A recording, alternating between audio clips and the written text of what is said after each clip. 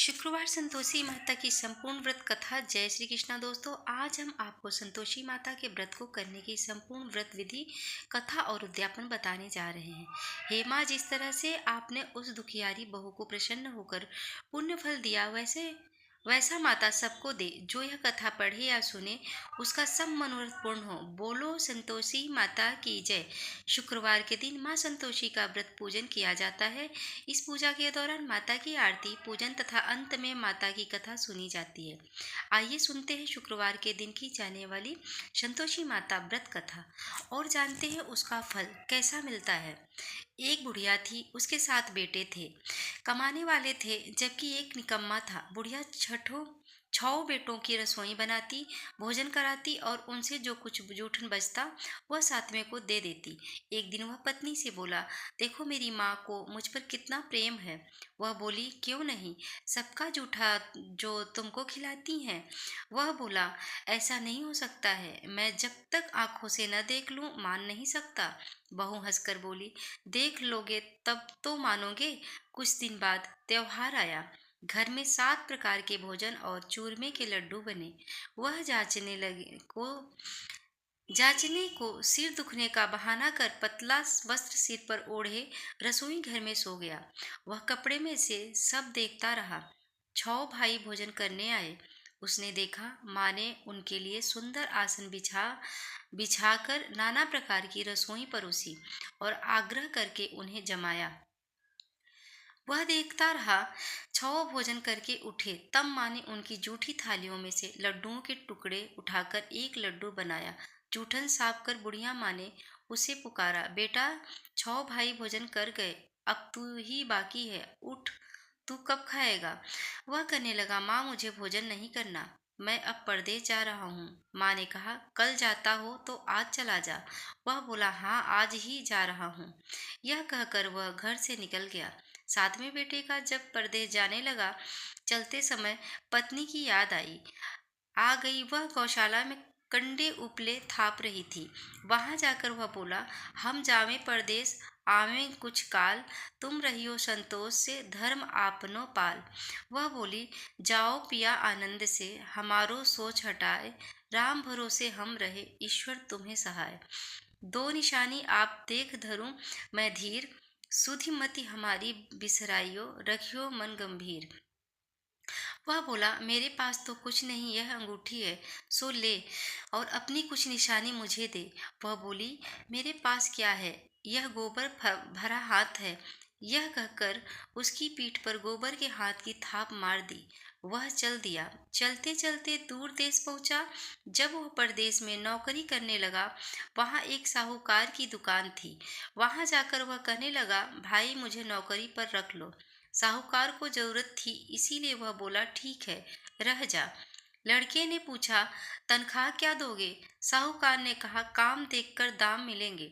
जब साहूकार की नौकरी मिल गई तो वह सुबह 7 बजे से 10 बजे तक नौकरी करने लगा। कुछ दिनों बाद वह दुकान का सारा लेन देन, हिसाब किताब, ग्राहकों को माल बेचना, सारा काम करने लगा। साहूकार के साथ 8 नौकर थे। वे सब चक्कर खाने लगे कि यह तो बहुत होशियार बन गया। सेठ ने भी काम देखा और 3 महीने में ही उसे आधे मुनाफे का हिस्सेदार बना लिया। वह कुछ वर्ष में ही वह नामी सेठ बन गया और मालिक सारा कारोबार उस पर छोड़कर चला गया। इधर पति की अनुपस्थिति में सास उसकी पत्नी पर अत्याचार करने लगी। इधर उसकी पत्नी को सास ससुर दुख देने लगे। सारी गृहस्थी का काम करा के उसे लकड़ी लेने जंगल भेजते। इस बीच घर के आटे से जो भूसी निकलती, उसकी रोटी बनाकर रख दी जाती और फूटे नारियल की नारेली में पानी दे देती। एक दिन वह लकड़ी लेने जा रही थी। रास्ते में बहुत सी स्त्रियां संतोषी माता का व्रत करती दिखाई दी। संतोषी माता का व्रत, वह वहां खड़ी होकर कथा सुनने लगी और पूछा, बहनों, तुम किस देवता का व्रत करती हो और उसके करने से क्या फल मिलता है। यदि तुम इस व्रत का विधान मुझे समझा कर कहोगे तो मैं तुम्हारा बड़ा एहसान मानूंगी। तब उनमें से एक स्त्री बोली, सुनो, यह संतोषी माता का व्रत है। इसके करने से निर्धनता, दरिद्रता का नाश होता है और जो कुछ मन में कामना हो, सब संतोषी माता की कृपा से पूरी होती है। तब उसने उससे व्रत की विधि पूछी। संतोषी माता का व्रत विधि।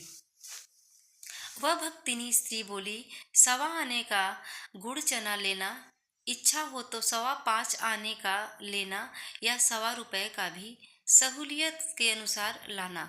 बिना परेशानी और श्रद्धा व प्रेम से जितना भी बन पड़े सवाया लेना। प्रत्येक शुक्रवार को निराहार रहकर कथा सुनना। इसके बीच क्रम टूटे नहीं, लगातार नियम पालन करना। सुनने वाला कोई न मिले तो घी का दीपक जला उसके आगे या जल के पात्र को सामने रखकर कथा कहना। जब तक कार्य सिद्ध न हो, नियम का पालन करना और कार्य सिद्ध हो जाने पर व्रत का उद्यापन करना। 3 मास में माता फल पूरा करती है। यदि किसी के ग्रह खोटे भी हों तो भी माता वर्ष भर में कार्य सिद्ध करती है। फल सिद्ध होने पर उद्यापन करना चाहिए, बीच में नहीं। उद्यापन में 2.5 सेर आटे का खाजा तथा इसी परिणाम से खीर तथा चने का साग करना। 8 लड़कों को भोजन कराना। जहाँ तक मिले तो देवर, जेठ, भाई, बंधु के बेटे हो, न मिले तो रिश्तेदारों और पास पड़ोसियों को बुलाना, उन्हें भोजन करा, यथाशक्ति दक्षिणा दे। माता का नियम पूरा करना। उस दिन घर में खटाई न खाना। यह सुन बुढ़िया के लड़के की बहू चल दी। व्रत का प्रण करना और माँ संतोषी का दर्शन देना। रास्ते में लकड़ी के बोझ को बेच दिया और उन पैसों से गुड़ चना ले माता के व्रत की तैयारी कर आगे चली और सामने मंदिर देखकर पूछने लगी, यह मंदिर किसका है? सब कहने लगे, संतोषी माता का मंदिर है। यह सुनकर माता के मंदिर में जाकर चरणों में लौटने लगी। दिन होकर विनती करने लगी, माँ मैं निपट अज्ञानी हूँ, व्रत के कुछ भी नियम नहीं जानती, मैं दुखी हूँ। हे माता, जगत जननी मेरा दुख दूर कर, मैं तेरी शरण में हूँ। माता को दया आई। एक शुक्रवार बीता कि दूसरे को उसके पति का पत्र आया और तीसरे शुक्रवार को उसका भेजा हुआ पैसा आज पहुंचा। यह देख जेठ जेठानी मुंह सिकोड़ने लगे। लड़के ताने देने लगे। काकी के पास पत्र आने लगे, रुपया आने लगा।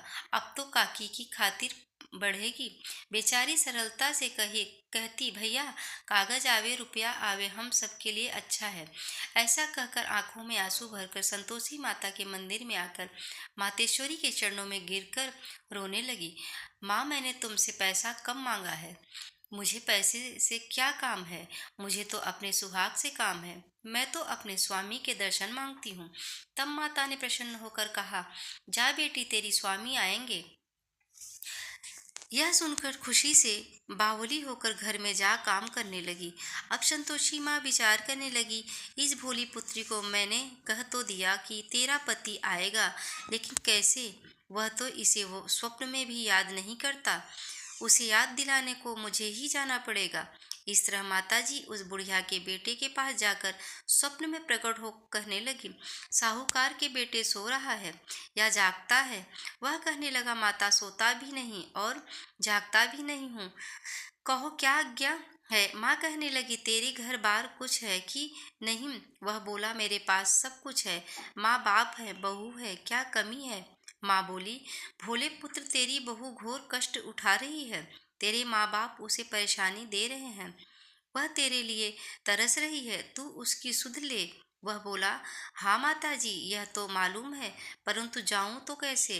परदेश की बात है, लेन देन का कोई हिसाब नहीं, कोई जाने का रास्ता नहीं आता, कैसे चला जाऊं? माँ कहने लगी, मेरी बात मान, सवेरे नहा धोकर संतोषी माता का नाम ले, घी का दीपक जला, दंडवत कर दुकान पर जा बैठ, देखते देखते सारा लेन देन चुक जाएगा, जमा का माल बिक जाएगा, सांझ होते होते धन का भारी ढेर लग जाएगा। अब उनकी बात मानकर वह नहा धोकर संतोषी माता को दंडवत घी का दीपक जला दुकान पर जा बैठा। थोड़ी देर में देने वाले रुपया लाने लगे, लेने वाले हिसाब लेने लगे। कोठे में भरे सामान के खरीदार नगद दाम दे सौदा करने लगे। शाम तक धन का भारी ढेर लग गया। मन में माता का नाम ले चमत्कार देखकर प्रसन्न हो घर ले जाने के वास्ते गहना कपड़ा सामान खरीदने लगा। यहाँ काम से निपट तुरंत घर को रवाना हुआ। उधर उसकी पत्नी जंगल में लकड़ी लेने जाती है। लौटते वक्त माताजी के मंदिर में विश्राम करती। वह तो उसके प्रतिदिन रुकने का जो स्थान ठहरा। धूल उड़ती देख वह माता से पूछती है, हे माता, यह धूल कैसे उड़ रही है? माता कहती है, हे पुत्री, तेरा पति आ रहा है। अब तू ऐसा कर, लकड़ियों के 3 बोझ बना ले। एक नदी के किनारे रख और दूसरा मेरे मंदिर पर व तीसरा अपने सिर पर। तेरे पति को लकड़ियों का गट्ठर देख मोह पैदा होगा। वह यहाँ रुकेगा, नाश्ता पानी खाकर माँ से मिलने जाएगा। तब तू लकड़ियों का बोझ उठाकर जाना और चौक में गट्टर डालकर जोर से आवाज लगाना, लो सासू जी, लकड़ियों का गट्ठर लो, भूसी की रोटी दो, नारियल के खेपड़े में पानी दो। आज मेहमान कौन आया है? माताजी से बहुत अच्छा कहकर वह प्रसन्न मन से लकड़ियों के 3 गट्ठर बनाई, एक नदी के किनारे पर और एक माताजी के मंदिर पर रख। इतने में मुसाफिर आ पहुंचा। सूखी लकड़ी देख उसकी इच्छा उत्पन्न हुई कि हम यहीं पर विश्राम करें और भोजन बनाकर खा पी कर गाँव जाएं। इसी तरह रुककर भोजन बना विश्राम करके गाँव को गया। सबसे प्रेम से मिला। उसी समय सिर पर लकड़ी का गट्ठर लिए वह उतावली सी आती है। लकड़ियों का भारी बोझ आंगन में डालकर जोर से 3 आवाज देती है, लो सासू जी, लकड़ियों का गट्ठर लो, भूसी की रोटी दो। आज मेहमान कौन आया है? यह सुनकर उसकी सास बाहर आकर अपने दिए हुए कष्टों को भुलाने हेतु कहती है, बहू ऐसा क्यों कहती है? तेरा मालिक ही तो आया है। आ बैठ, मीठा भात खा, भोजन कर, कपड़े गहने पहन। उसकी आवाज सुन उसका पति बाहर आता है। अंगूठी देख व्याकुल हो जाता है। माँ से पूछता है, माँ यह कौन है? माँ बोली, बेटा यह तेरी बहू है। जब से तू गया है तब से सारे गांव में भटकती फिरती है, घर का काम काज कुछ नहीं करती नहीं, 4 पहर आकर खा जाती है। वह बोला, ठीक है माँ, मैंने इसे भी देखा और तुम्हें भी अब दूसरे घर की चाबी दो, उसमें रहूंगा। माँ बोली, ठीक है, जैसी तेरी मर्जी। तब वह दूसरे मकान की तीसरी मंजिल का कमरा खोल सारा सामान जमाया। एक दिन में राजा के महल जैसा ठाट बाट बन गया। अब क्या था, बहू सुख भोगने लगी। इतने में शुक्रवार आया। शुक्रवार व्रत के उद्यापन में हुई भूल किया खटाई का इस्तेमाल उसने पति से कहा, मुझे संतोषी माता के व्रत का उद्यापन करना है। पति बोला, खुशी से कर लो। वह उद्यापन की तैयारी करने लगी। जिठानी के लड़कों को भोजन के लिए कहने गई। उन्होंने मंजूर किया, परंतु पीछे से जिठानी ने अपने बच्चों को सिखाया, देखो भोजन के समय खटाई मांगना, जिससे उसका उद्यापन पूरा न हो। लड़के जब जिमने आए, खीर खाना पेट भर खाया, परंतु बाद में खाते ही कहने लगे, हमें खटाई दो, खीर खाना हमको नहीं भाता।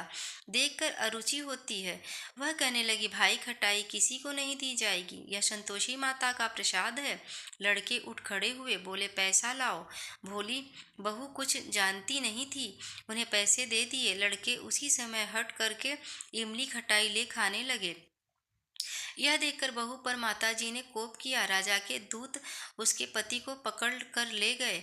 जेठ जेठानी मनमाने वचन कहने लगे, लूट लूट कर धन इकट्ठा कर लाया है, अब सब मालूम पड़ जाएगा, जब जेल की मार खाएगा। बहू से यह सहन नहीं हुए, माँ संतोषी से माफी मांगी।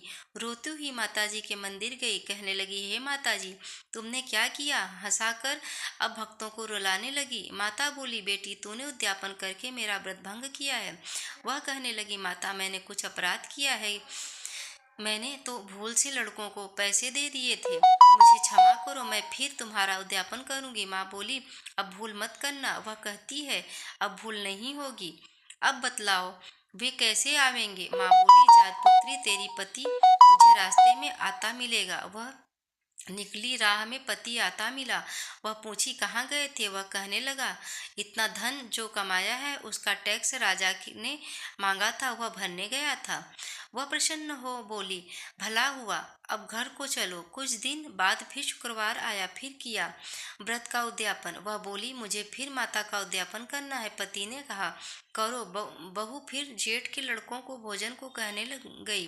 जेठानी ने एक दो बातें सुनाई और सब लड़कों को सिखाने लगी, तुम सब लोग पहले ही खटाई मांगना। लड़के भोजन से पहले कहने लगे, हमें खीर नहीं खानी, हमारा जी बिगड़ता है, कुछ खटाई खाने को दो। वह बोली, खटाई किसी को नहीं मिलेगी, आना हो तो आओ। वह ब्राह्मण के लड़के लाकर भोजन कराने लगी। यथाशक्ति दक्षिणा की जगह एक एक फल उन्हें दिया। संतोषी माता प्रसन्न हुई। संतोषी माता का फल माता की कृपा होते ही 9वें मास में उसके चंद्रमा के समान सुंदर पुत्र पैदा हुआ। पुत्र को पाकर प्रतिदिन माता जी के मंदिर को जाने लगी। माँ ने सोचा, यह रोज आती है, आज क्यों न इसके घर चलूं। यह विचार कर माता ने भयानक रूप बनाया। गुड़ चने से सना मुख, ऊपर सूंड के समान होंठ, उस पर मक्खियां भिन भिना कर रही थीं। देहली पर पैर रखते ही उसकी सास चिल्लाई, देखो रे, कोई चुड़ैल डाकिनी चली आ रही है, लड़कों इसे भगाओ, नहीं तो किसी को खा जाएगी। लड़के भगाने लगे, चिल्लाकर खिड़की बंद करने लगे। बहू रोशनदान में से देख रही थी। प्रसन्नता से पगली बन चिल्लाने लगी, आज मेरी माताजी मेरे घर आई हैं। वह बच्चे को दूध पीने से हटाती है। इतने में सास का क्रोध फट पड़ा। वह बोली, क्या उतावली हुई है, बच्चे को पटक दिया। इतने में माँ के प्रताप से लड़के नजर आने लगे। वह बोली, माँ, मैं जिसका व्रत करती हूँ यह संतोषी माता है। सबने माता जी के चरण पकड़ लिए और विनती कर कहने लगे, हे माता, हम मूर्ख हैं, अज्ञानी हैं, तुम्हारे व्रत की विधि हम नहीं जानते। व्रत भंग कर हमने बड़ा अपराध किया है। जग जब माता, आप हमारा अपराध क्षमा करो। इस प्रकार माता प्रसन्न हुई। बहू को प्रसन्न हो, जैसा फल दिया वैसा माता सबको दे, जो पढ़े उसका मनोरथ पूर्ण हो। बोलो संतोषी माता की जय। तो दोस्तों, आपको ये कथा कैसी लगी कृपया कमेंट करके ज़रूर बताइए। वीडियो पसंद आया हो तो लाइक करें और अपने दोस्तों के साथ शेयर करें। कमेंट बॉक्स में जय संतोषी माता लिखना ना भूलें। और ऐसी ही और भी बहुत सारी कथा और कहानियों को सुनने के लिए चैनल को सब्सक्राइब जरूर करें। आप सभी का दिल से धन्यवाद।